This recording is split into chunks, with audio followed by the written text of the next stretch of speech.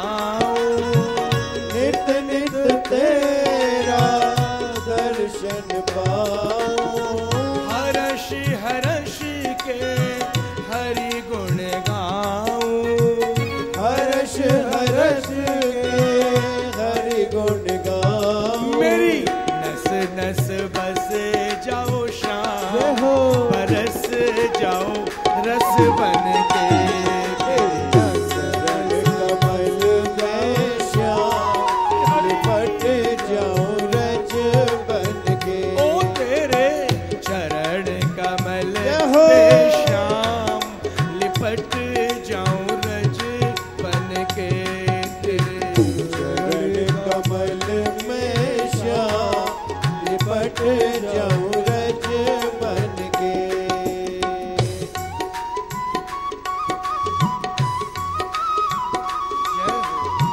श्री राधे।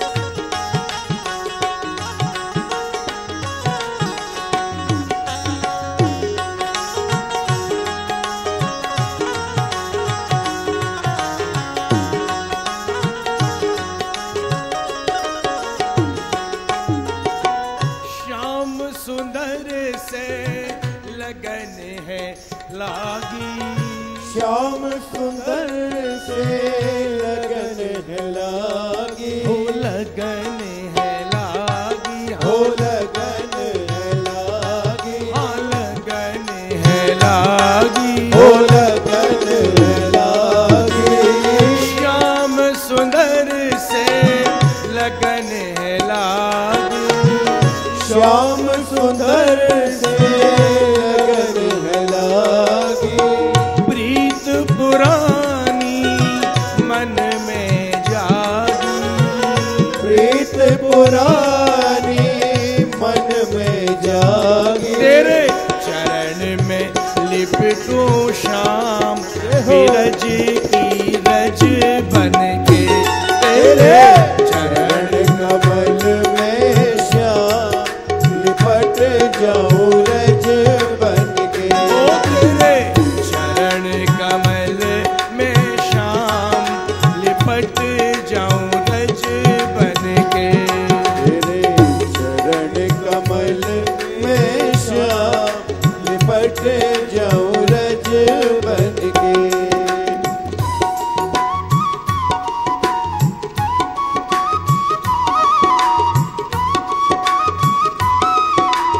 श्री राधे।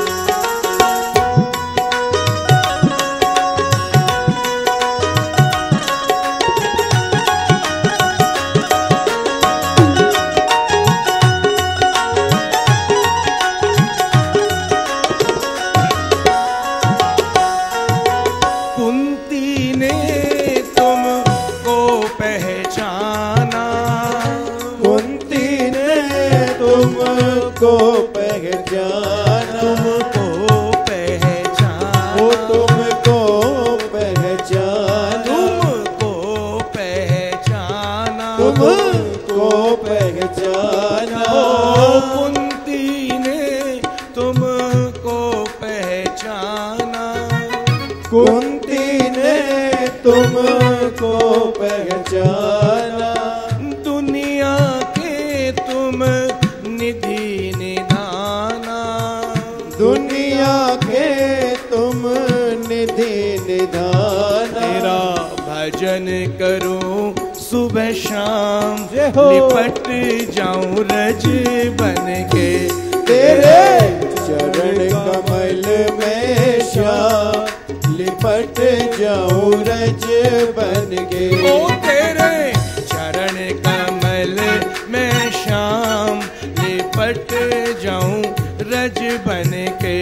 तेरे चरण कमल में श्याम, लिपट जाऊं रज बन के। तेरे चरण कमल में श्याम, लिपट जाऊं रज बन के। तेरे चरण कमल में श्याम, लिपट जाऊं रज बन के। ओ तेरे चरण कमल में श्याम, लिपट जाऊं रज बन के। तेरे चरण कमल में श्याम, लिपट जाऊं रज बन के।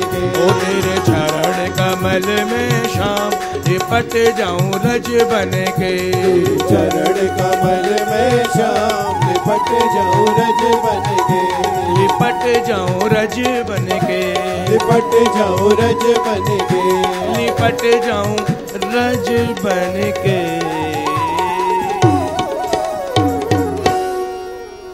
बोलिए द्वारिकाधीश भगवान की जय।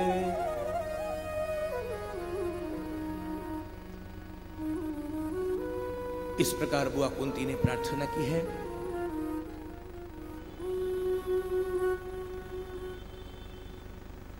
भगवान द्वारिकाधीश कृष्ण युधिष्ठिर, अर्जुन, नकुल, सहदेव पांचों पांडवों को लेकर साथ कुरुक्षेत्र की रणभूमि में आए, जहां शूल की शैया पर पितामह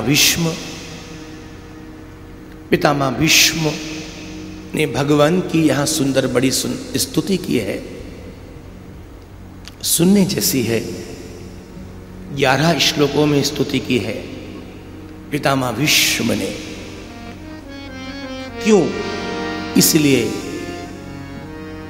क्योंकि आज 11 है। भीष्म पितामह ने जब देहावसान किया, वो एकादशी 11 की तिथि। मानो 11 श्लोकों में इसलिए कि 5 ज्ञानेंद्रियां, 5 कर्मेंद्रियां और 11वां मन, एकादश इंद्रियों से गोविंद के प्रति पितामह भीष्म समर्पित हो गए, शरणागत हो गए। पितामह भीष्म ने सुंदर उपदेश किया पांचों पांडव भाइयों को। चरणों में खड़े द्वारिकाधीश कृष्ण का दर्शन किया। मालूम है पितामह भीष्म ने क्या कहा भगवान को? सदैव देवो भगवान प्रतीक्षताम, कलेवरो यावदितं हिनोम्यहम्। प्रसन्नहासारुणलोचनोल्लसन्, मुखाम्बुजो ध्यानपतश्चतुर्भुज। हे चतुर्भुज, हे द्वारिकाधीश, जब तक इस कलेवर शरीर को मैं ना छोड़ूं, ध्यान दीजिए, तब तक मेरे सामने ऐसे ही खड़े रहो, प्रतीक्षा करो। जब तक प्राण ना छोड़ूं, तब तक सामने खड़े रहो, प्रतीक्षा करो। और ऐसे मुंह लटकाए नहीं। प्रसन्न हासा ऋणलोचनोल्लसन, हाँ, प्रसन्न मुद्रा में, वही तिरछी चितवन में, वही उस बांकी झांकी में। धन्य है आज भक्त को, एक भक्त शिरोमणि भक्तराज भीष्म पितामह ने परमात्मा को प्रतीक्षा करने के लिए बाध्य कर दिया। क्या समझे हम लोग? भगवान परीक्षा से नहीं मिलते, भगवान प्रतीक्षा से मिलते हैं। भगवान हमारी परीक्षा लेते हैं और हम जब देखो तब भगवान की परीक्षा लेते रहते हैं। इतना भजन करते हैं, इतना दान पुण्य करते हैं, इतनी तीर्थ यात्रा करते हैं, लेकिन भगवान हमको ज्यादा परेशान करते हैं। भगवान पग पग पर आपकी परीक्षा लेते हैं। याद रखना सज्जनों, भगवान की परीक्षा में जो उत्तीर्ण हो गया, पास हो गया, दुनिया वाले उसको फेल नहीं कर सकते। बहुत परीक्षा है। कैसी भी संकट की घड़ी हो, जीवन में कैसी भी प्रतिकूलताएं आए, भगवान को मत भुला बैठना, मत भुला बैठना। भगवान बहुत परीक्षा लेते हैं और जीवन का सूत्र है, यदि भगवान को पाना चाहते हो तो उनकी परीक्षा मत लेना, उनके लिए प्रतीक्षा करना। शबरी ने प्रतीक्षा की थी, राम को पा गई। बूढ़ी हो गई शबरी, बाल अवस्था में गुरुदेव के आश्रम पर आई थी। गुरुदेव ने कहा आएंगे वो, आएंगे वो, तेरे लिए आएंगे। गुरु आज्ञा करी, ऐसी प्रतीक्षा करती रही। आज आएंगे, आज प्रभु आएंगे, आज मेरे राम जरूर आएंगे। गुरुदेव की बात झूठी हो नहीं सकती। 5 वर्ष की शबरी आई थी, श्री राम की प्रतीक्षा करते करते करते 80 वर्ष की हो गई।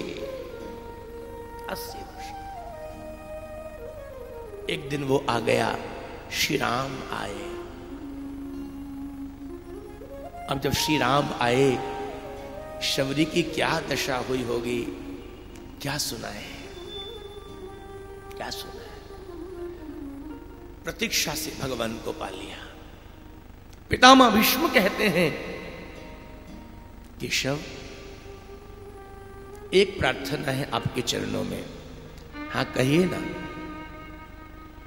इति मति रूप कल्पिता वितृष्णा भगवते सात्वत पुंगवे विभूम्नि स्वसुखमुपगते क्वचित विहर्तुम प्रकृति मुपेयुवियत भव प्रवाहै। इति मति रूप कल्पिता वितृष्णा भगवती सात्वत पुंगवे विभूम्नि। इति मति,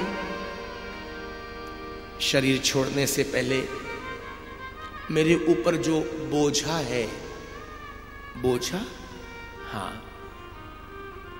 अब देखिए ना, मेरी एक बेटी है। आपकी बेटी कहां से आ गई? होश में है पितामह? मैं बिल्कुल होश हवास में हूं। मेरी एक बेटी है, आपकी पुत्री। आप तो नैष्ठिक ब्रह्मचारी हैं, फिर आप वही बात कह रहे हैं। सच कहता हूं केशव, मेरी एक बेटी है। अरे पितामह, आप बार बार कहते हैं मेरी पुत्री, मेरी पुत्री, मेरी बेटी। इसका मतलब कि आपके जीवन का कोई राज है। कौन है आपकी बेटी? क्या नाम है? क्या उसका परिचय है? केशव, मेरी पुत्री का परिचय केवल इतना है, इति मति रूप कल्पिता। मेरी बेटी का नाम है केशव मति।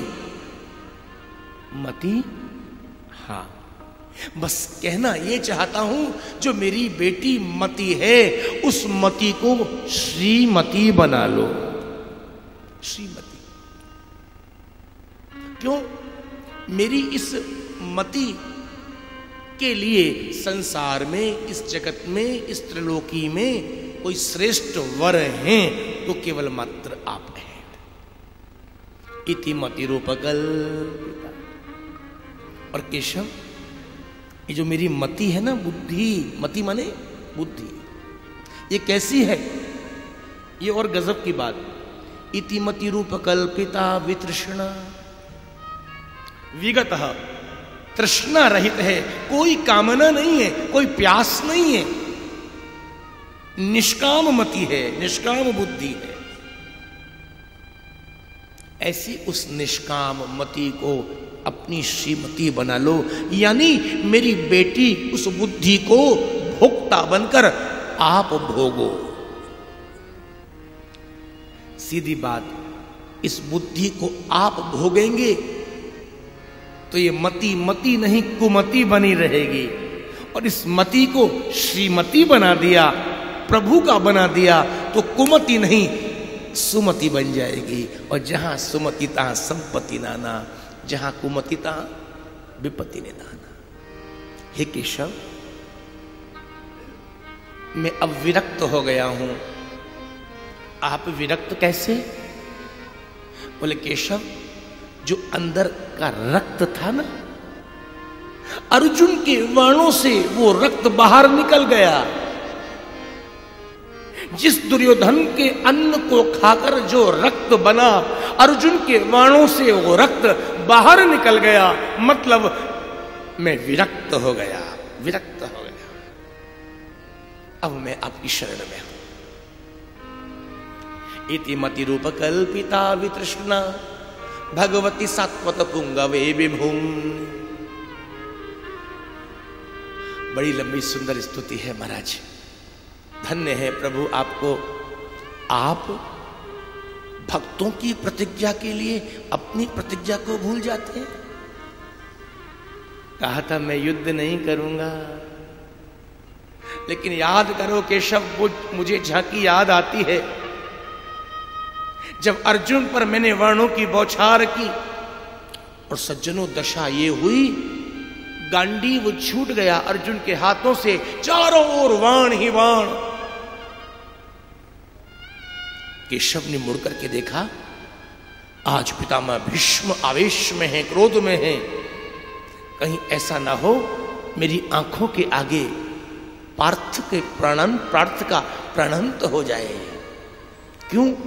फिर मुझे ठाकुर कौन कहेगा? कौन कहेगा मेरे को ठाकुर?